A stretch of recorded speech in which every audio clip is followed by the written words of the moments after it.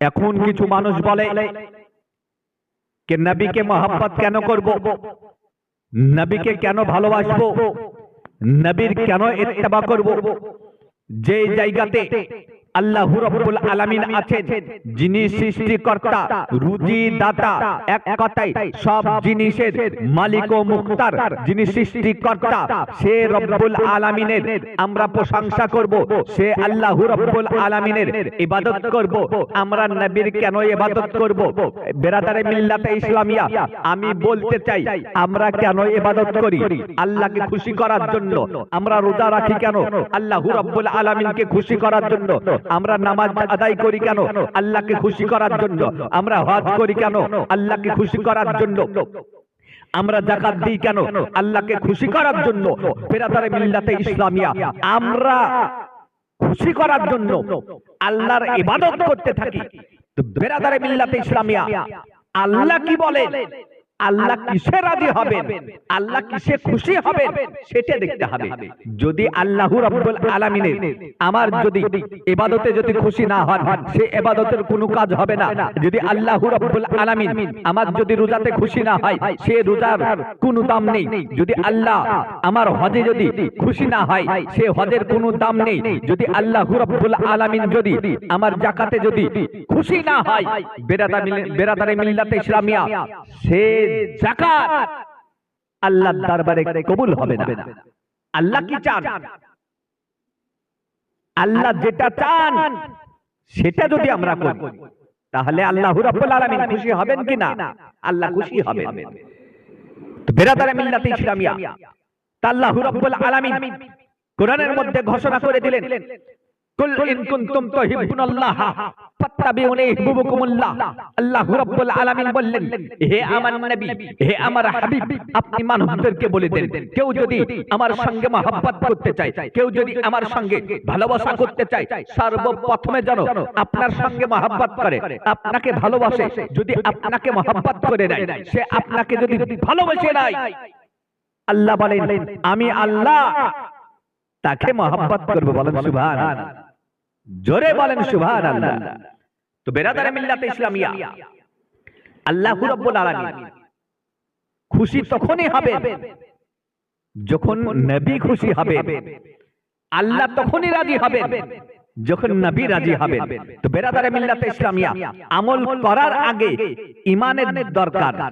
যদি ঈমান না থাকে তা আমল কোনো কাজে লাগবে না।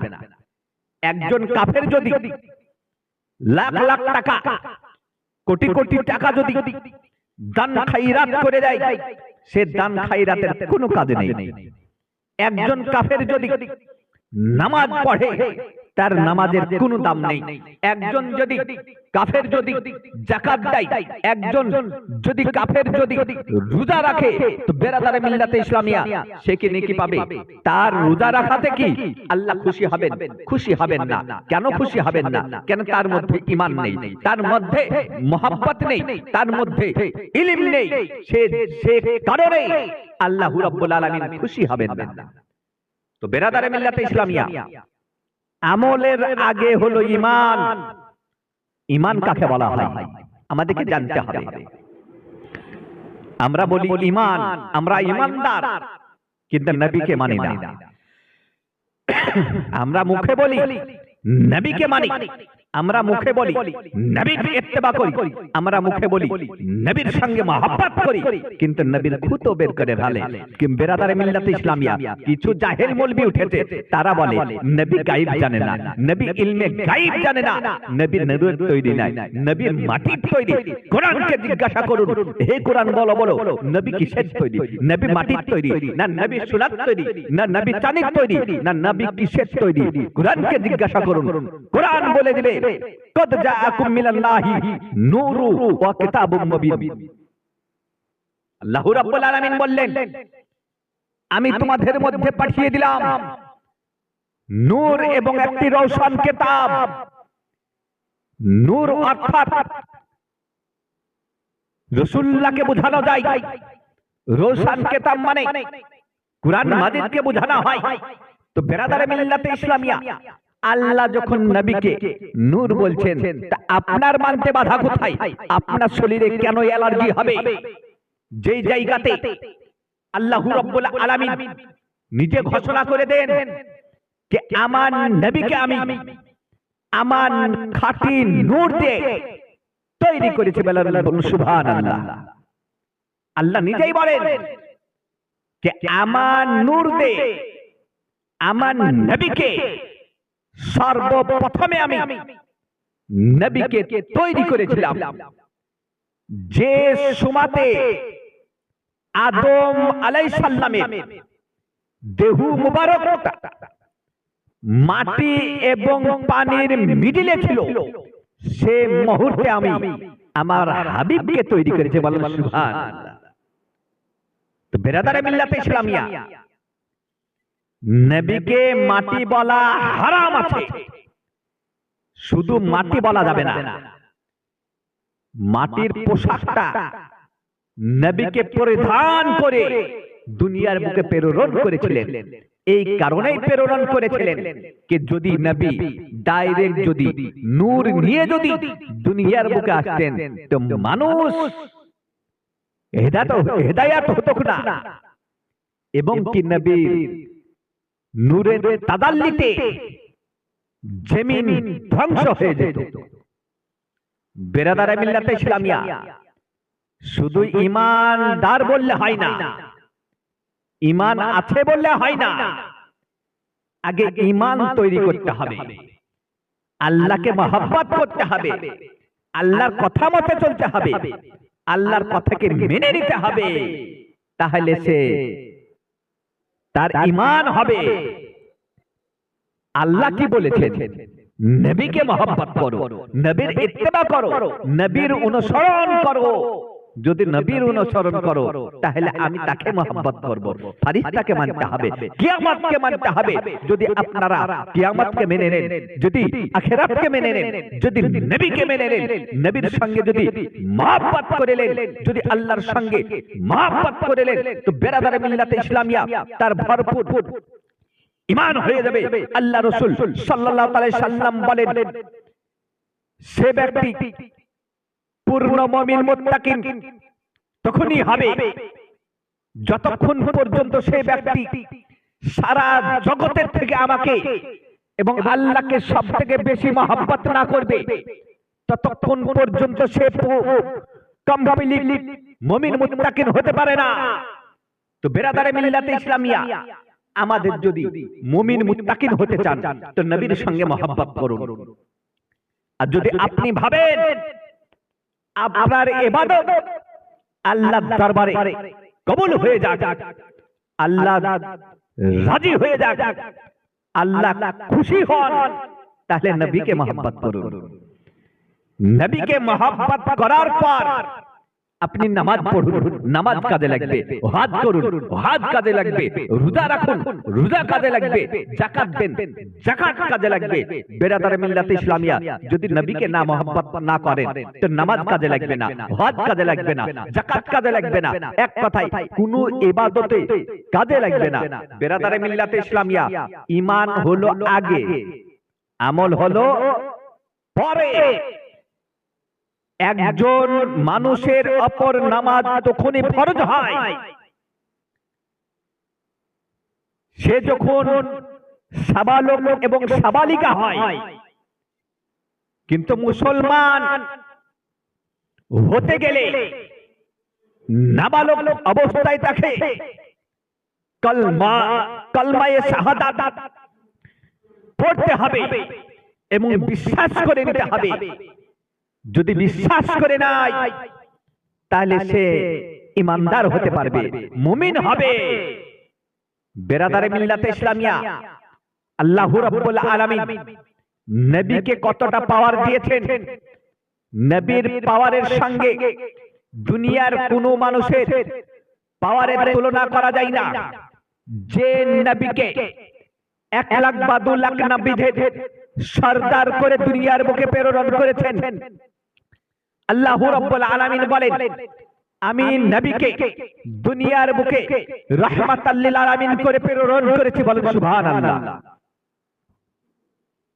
নবীকে দুনিয়ার বুকে প্রেরণ করেছেন রাহমাতাল লিল আলামিন করে।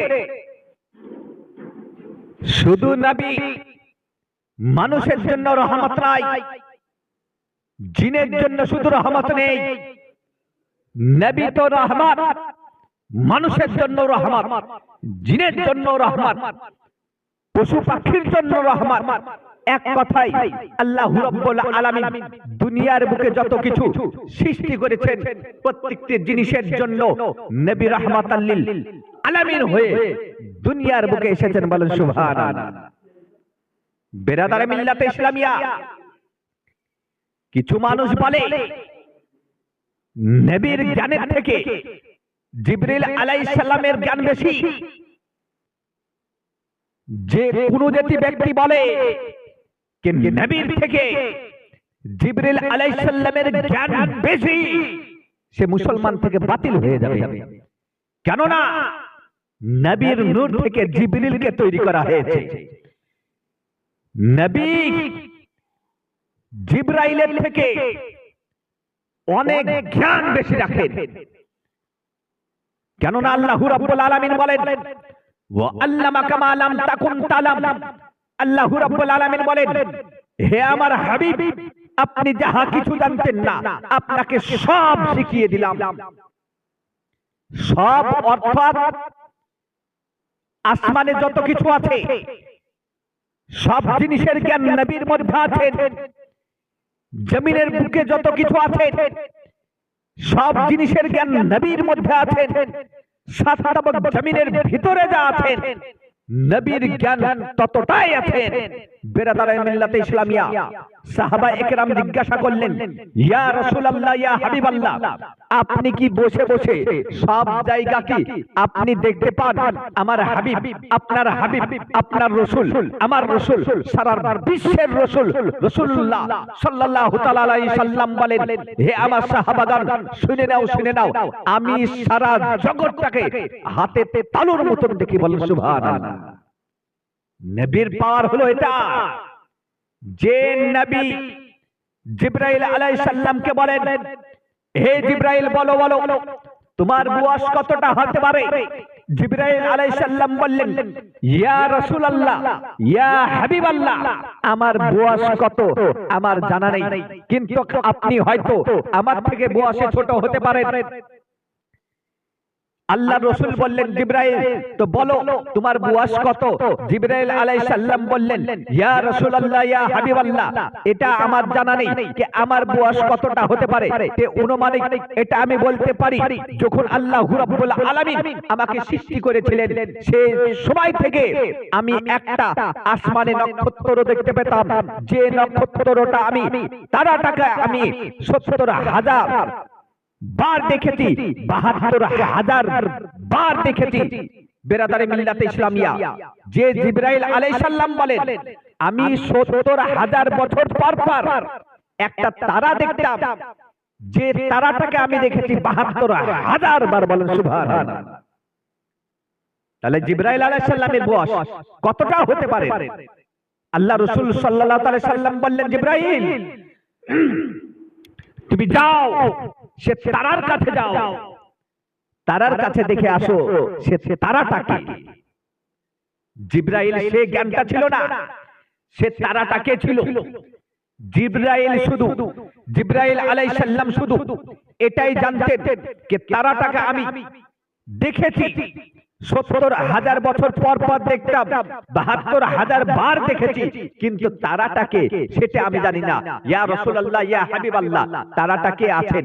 আমার রাসূল সাল্লাল্লাহু আলাইহি সাল্লাম বলেন, জিবরিল আলাইহিস সালাম, যাও যাও তুমি তারাটাকে দেখে আসো। সে তারাটা কে? জিবরাইল আলাইহিস সালাম নিজে ৭০,০০০ নূরের পাখা তাদাল্লিতে সে তারার কাছে গেলেন, সে তারার দেখছেন কে রাসূলুল্লাহ সাল্লাল্লাহু আলাইহি সাল্লাম বসে আছেন। বলেন সুবহানাল্লাহ। জিবরাইল আলাইহিস সালাম সঙ্গে সঙ্গে চলে আসলেন, আল্লাহ রাসূলের দরবারে আসার পর বলছেন, ইয়া রাসূলুল্লাহ, ইয়া হাবিবাল্লাহ, আপনি কি সে সময় থেকে এই জায়গাতে আছেন? আমি যখন তারাটাকে দেখতে গেছিলাম আল্লাহ রাসূল বললেন, হে জিবরাইল, তুমি তো আমাকে বসিয়ে রেখে তুমি তারা দেখতে গেছিলে, তো জিবরাইল তুমি কি দেখেছো?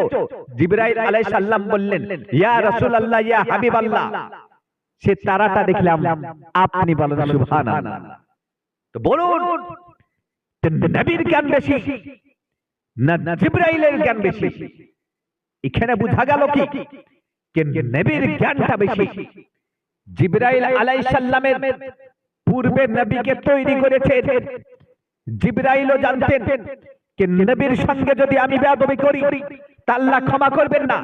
যে জিবরাইল ফেরেশতাদের সরদার করে আল্লাহ রাব্বুল আলামিন তৈরি করেছেন, সব ফেরেশতাদের সরদার করেছেন, সে জিবরাইলও বলেন যে আমার উপর নবী তাজিম করা ওয়াজিব আছে। বলেন সুবহানাল্লাহ। বেরাদারে মিল্লাতে ইসলামিয়া, যে জায়গাতে জিবরাইল আলাইহিস সালাম নবীর ইত্তেবা করেন, যে জায়গাতে নবীর সম্মান জিবরাইল আলাইহিস সালাম করেন, যে জিবরাইল আলাইহিস সালাম নবীর ইত্তেবা করেন, তো বেরাদারে মিল্লাতে ইসলামিয়া, আপনি আমি কি? আপনি আমি মানুষ, তাহলে আমাদের কর্তব্য হলো নবীর ইত্তেবা করা, নবীর সম্মান করা। তো বেরাদারে মিল্লাতে ইসলামিয়া, যদি আমরা সঠিকভাবে যদি নবীর সম্মান করি, নবীর ইত্তেবা করি, তা আল্লাহু রাব্বুল আলামিন আমাদেরকে ভালোবাসবেন। যদি আল্লাহু রাব্বুল আলামিন যদি আমাদেরকে ভালোবাসেন, আমাদের জন্য জান্নাত ঠিকানা। বলেন সুবহানাল্লাহ। তো বেরাদারে মিল্লাতে ইসলামিয়া, তার জন্য আল্লাহু রাব্বুল আলামিন বলেন, কুল ইন কুনতুম তুহিব্বুনাল্লাহ ফাত্তাবিউনি ইহবিবুকুমুল্লাহ।